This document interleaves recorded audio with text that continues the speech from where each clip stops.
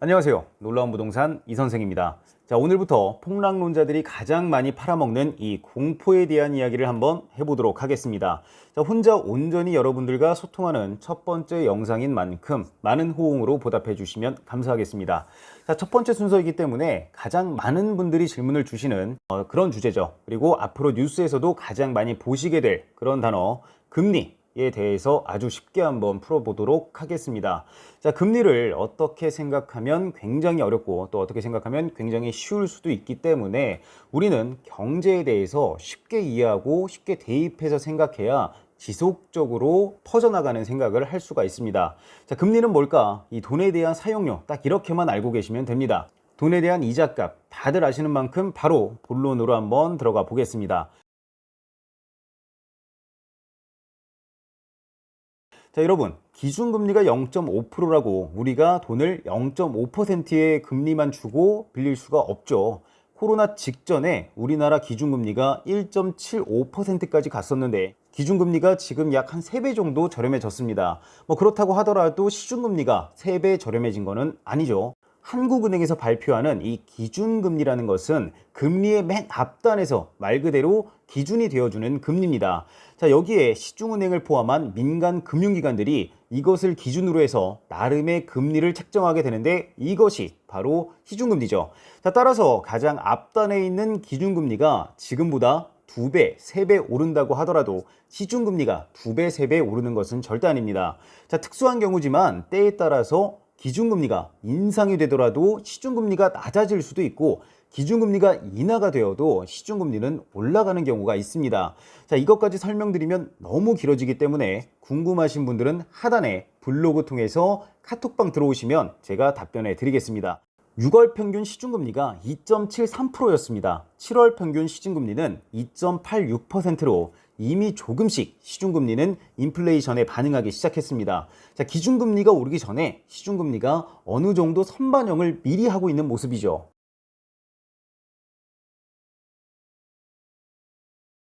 우리가 뉴스를 보면 금리 인상과 함께 항상 같이 나오는 단어가 인플레이션입니다. 인플레이션은 물가 상승이죠. 물가 상승은 경제가 회복되는 구간에서 물건의 공급량보다 수요량이 많아질 때 발생합니다. 기준금리는 이런 인플레이션이 발생하면 금리를 올려서 시중에 도는 자금을 회수하고 과열되는 시장을 방어하기도 합니다. 자, 다만 경제의 선순환을 위해서 금리 인상 시에는 상당히 신중하고 점진적으로 시장을 테스트해가며 올리게 되죠. 자, 국가는 경제가 최대한 오랫동안 선순환하기를 바라는 것이 당연한 입장일 테니까요. 여기까지는 어렵지 않으시죠? 수요주도 인플레이션 상황에서는 경제의 선순환이라는 이 파도를 굉장히 오래 유지하기 위해서 금리 인상을 서두르지 않을 것이다 라고 제가 몇 번 말씀드린 적이 있습니다. 자, 실제로 우리는 뉴스에서 금리를 인상할 때 몇 달 전부터 올릴 수도 있다, 이번에는 올리겠다, 혹은 이번에는 동결하지만 하반기에는 올릴 예정이다 하면서 시장을 계속해서 노크하면서 테스트하는 모습들을 볼 수가 있습니다. 반대로 금리를 내릴 때는 어떡하죠? 과감하게, 선제적으로 이런 단어들이 등장하면서 금리를 내리는 것이 나라를 구하는 일인 양 발표하는 모습들을 볼 수가 있습니다. 자, 실제로 한국의 금리 변화를 보시면 금리를 올릴 때는 굉장히 조심스럽게 찔끔찔끔 점진적으로 올리는 반면에 내릴 때는 과감하게 내리고 유지하는 모습들을 볼 수가 있습니다. 2012년도 이후에 대한민국의 기준금리 변화를 보시면 12차례 금리를 인하하고 딱 2차례만 금리를 인상하는 모습을 볼 수가 있습니다. 자, 이 2차례의 경우에도 금리를 올리고 싶어서 올린 것이 아니라 미국의 경제 회복에 따른 금리 인상이 선행됐기 때문에 해외 자본 이탈을 막기 위한 금리 인상이었고, 수출로 먹고 사는 대한민국의 경우에는 최대한 저금리를 유지하기를 원합니다.